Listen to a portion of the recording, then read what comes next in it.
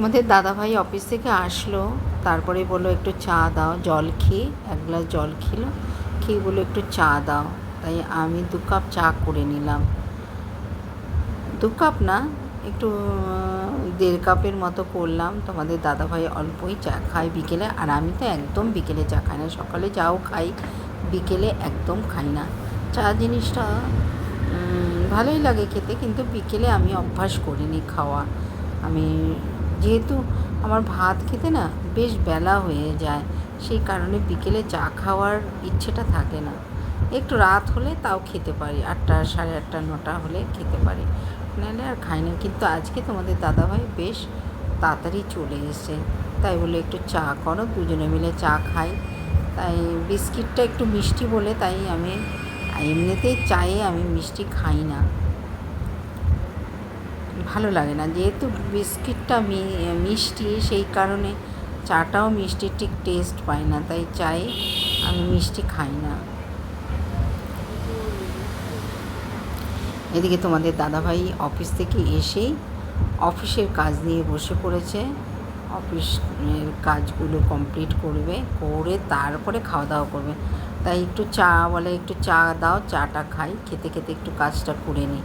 তাই তোমাদের দাদাভাই অফিসের কাজ করলো। এবার আমি দেখো, মেয়েও অফিসের কাজ করছিল বসে বসে, সব এলোমেলো করে রেখে বেরিয়ে গেছে।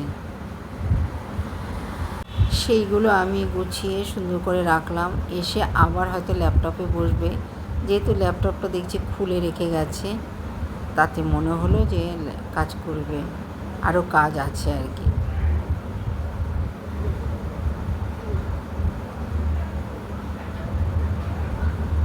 এদিকে ঝড় বৃষ্টি শুরু হয়েছে, বেশ হালকা হালকা হাওয়া ছেড়েছে। তাই মেয়েকে বললাম এসিটা বন্ধ করে দিই, কারণ বিদ্যুৎ চমকাচ্ছে, তাতে এসি খারাপ হয়ে যেতে পারে। সেই কারণে আমি এসিটা বন্ধ করে দিয়ে রান্নাঘরে চলে এলাম, কারণ ওভেনের প্লাগটাও আমাকে খুলতে হবে।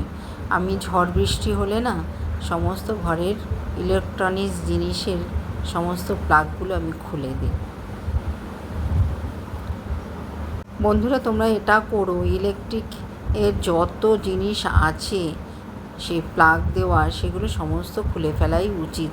যখন ঝড় বৃষ্টি আর বিশেষ করে বিদ্যুৎ যখন চমকায়, তখন না সব প্লাগগুলো খুলে দেওয়াই ভালো। ইলেকট্রনিক্স জিনিস তো, সেগুলো অনেক সময় বাজ পড়ে নষ্ট হয়ে যায়, যার জন্য আমি ভয়ে ওগুলো সমস্ত খুলে রেখে দিই। এদিকে সন্ধেও হয়েছে, তাই দেখো সন্ধে দিলাম একটু ঠাকুরকে। এখানে আমার ঠাকুর বসানো আছে।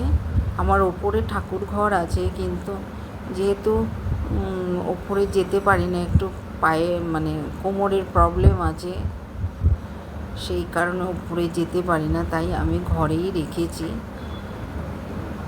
আর এই আমার পুষ্যিকে দেখো কীরকম ঘুমোচ্ছে। এদিকে তোমাদের দাদাভাই অফিসে কাজ নিয়ে বসেছে, আর সমানে ও ঘুমিয়ে যাচ্ছে, এমনকি নাক ডাকছে। দেখো, আমি যেহেতু সামনে এসেছি তাই মাথাটা তুললো, কিন্তু চোখ বুজে আছে, চোখে ঘুম রয়েছে। বাইরে 2-4 ফোঁটা বৃষ্টি পড়ছে, তিনি একটু বৃষ্টির মধ্যে ভিজে টিজে এসে বিছানায় এসে শুয়ে পড়লো।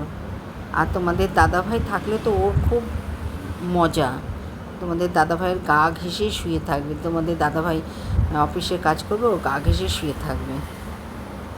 যাই হোক, ব্লগটা এখানেই শেষ করলাম। আবার নতুন ব্লগে তোমাদের সঙ্গে দেখা হবে, ততক্ষণ তোমরা ভালো থেকো।